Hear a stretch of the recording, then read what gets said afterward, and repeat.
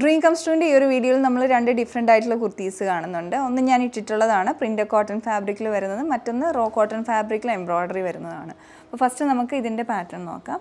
അപ്പോൾ ഇതിൽ shade വന്നിട്ടുള്ളൊരു teal blue, അതുപോലെ തന്നെ പല ടീൽ ബ്ലൂവിൻ്റെ തന്നെ നല്ല ലൈറ്റ് ടോൺസും അതുപോലെ മസ്റ്റാർഡ് യെല്ലോയും കൂടെ ഒക്കെയുള്ളൊരു പ്രിൻസാണ് വരുന്നത് ഫാബ്രിക്കിൽ.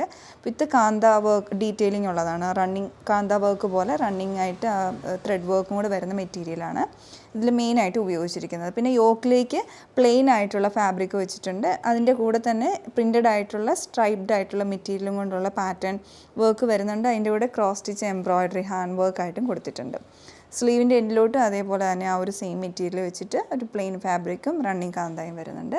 അപ്പോൾ ഇതാണ് ഇതിൻ്റെ ആ ഒരു പാറ്റേൺ വരുന്നത്. ഇതിൻ്റെ റേറ്റ് വരുന്നത് 1049 റേഞ്ചിലാണ്.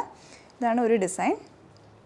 അടുത്ത കുർത്തി വന്നിട്ടുള്ളത് റോ കോട്ടൺ ഫാബ്രിക്കിൽ ഇതൊരു വയലറ്റ് ഷെയ്ഡിലോട്ടാണ് വരുന്നത്. അപ്പോൾ ഇതിൽ റേഞ്ച് ഇതിൻ്റെ വന്നിട്ടുള്ള 999 റേറ്റിലാണ്. ഈ ഒരു റേഞ്ചിൽ നല്ലൊരു ഭംഗിയുള്ള പാറ്റേൺ ആണ്. നെക്ക് റൗണ്ട് നെക്കും വന്നിട്ട് അതിൽ എംബ്രോയ്ഡറി വരുന്നുണ്ട്. അത് വന്നിട്ടുള്ളത് മെഷീൻ എംബ്രോയ്ഡറി ആയിട്ട് തന്നെ.